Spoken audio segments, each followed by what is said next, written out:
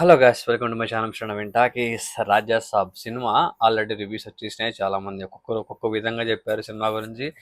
Fans అయితే చాలా మంది డిసప్పాయింటెడ్గా ఉన్నారు. ప్రభాస్ని ఈ విధంగా చూపిస్తారా, ఇంత తక్కువ అంటే అన్నా నువ్వు ఇలాంటి సినిమాలు తీసుకోకన్నా, మేము నిజంగా నీ మీద ఎక్స్పెక్టేషన్స్ పెట్టుకొని చాలా చాలా ఒక ఊపుతో వచ్చేస్తాం, డిసప్పాయింట్మెంట్తో వెళ్ళిపోవాల్సి వస్తుంది.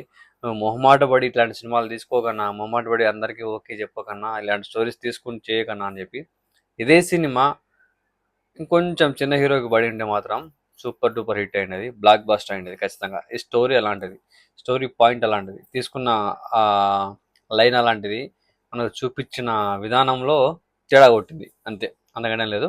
నాకు నిజంగా చెప్పాలంటే స్టోరీ ఎక్కడ ఇబ్బంది పెట్టలేదు, అంటే స్టోరీ లైన్ ఎక్కడ ఇబ్బంది లేదు. లెంత్ చాలా ఇబ్బంది పెట్టింది. 3.3 hours 9 minutes ఉంది. అంత పెద్ద లెంత్ కట్ చేయాల్సిన అవసరం లేదనిపించింది. హీరోయిన్స్ సినిమాలో మెయిన్గా ప్లస్ చెప్తా చూడండి, ప్రభాస్ యాక్టింగ్. ఎందుకంటే చాలా రోజుల తర్వాత ఫ్రెష్గా అనిపించాడు. అంటే ఎప్పుడు ప్రభాస్ చేసిన రోల్స్ అన్ని ఈ మధ్య సీరియస్, యాక్షన్, డ్రామా ఇవే ఉన్నాయన్నమాట.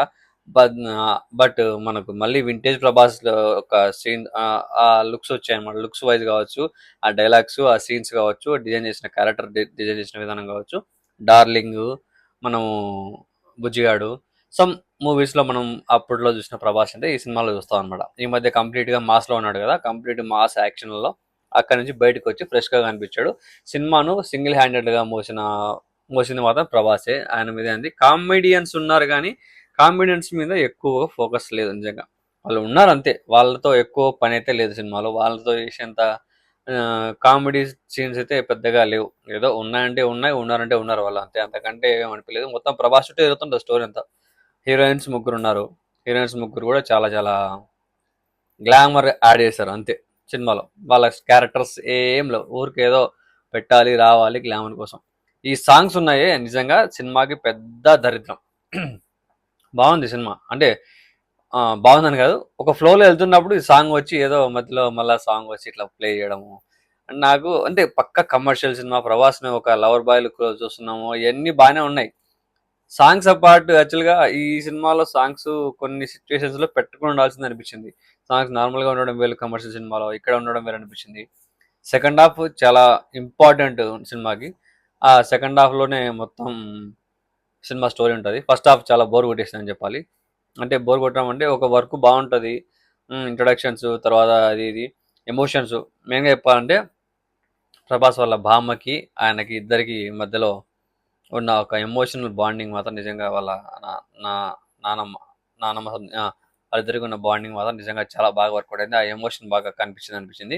అది ఫస్ట్ హాఫ్లో ఎమోషన్ అంతా ఎందుకు చూపించారు అనుకున్నది లాస్ట్లో తెలుస్తుంది. లాస్ట్లో ఆ ఎమోషన్ బేస్ చేసుకుని సినిమా క్లైమాక్స్ ఉంటుంది అనమాట.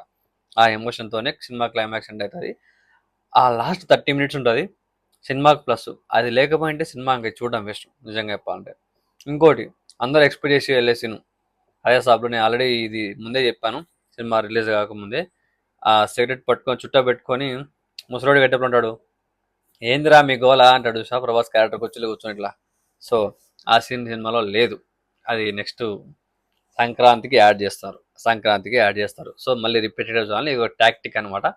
ఆ సీన్ కూడా చాలా మంది ఎక్స్పెక్ట్ చేశారు. ఆ సీన్ ఉండింటే ఇప్పుడు ఈ సినిమాకి ఈ టాక్ కూడా వచ్చిండే కదా, ఇంకొంచెం మంచి టాక్ వచ్చినాయి. ఎక్కువ మంది ఎక్స్పెక్టేషన్ పెట్టుకున్నారు ఆ సీన్ చూడాలని. ఆ సీను, ఫైట్ సీను, అది రివర్స్లో ఇది సీన్ షార్ట్స్ ఉన్నాయి కదా, సో బాగున్నాయి. ఇంకోటి ఏంటంటే మారుతి గారు తన కంఫర్ట్ జోన్ నుంచి కంప్లీట్గా బయటకు వచ్చిన సినిమా ఇది. ఎట్లా ఉంటుందంటే ఈ కంఫర్ట్ జోన్ నుంచి బయటకు వచ్చిన సినిమాలోనే సైకలాజికల్గా మనల్ని మొత్తం అంటే మనల్ని మన మైండ్తో ఆడుకుంటాడు. మైండ్తో ఆడుకుంటాడు. మనం చాలా సినిమాని చూస్తున్నాము, చాలా మందికి అర్థం కాకపోవచ్చు కొన్ని సీన్లు.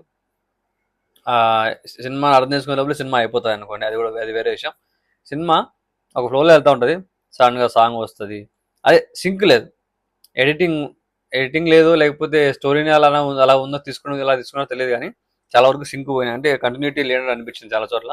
ఆ తర్వాత వచ్చేసి లాస్ట్ 30 minutes జరిగే ఆ సీక్వెన్స్ ఏదైతే ఉందో, విఎఫ్ఎక్స్ మెయిన్ ప్లస్. చాలా కాన్సన్ట్రేట్ చేసి చాలా బాగా నెమ్మదిగా తీసుకొని, టైం ఎక్కువ తీసుకొని కూడా విఎఫ్ఎక్స్ మీద బాగా వర్క్ చేశారనిపించింది.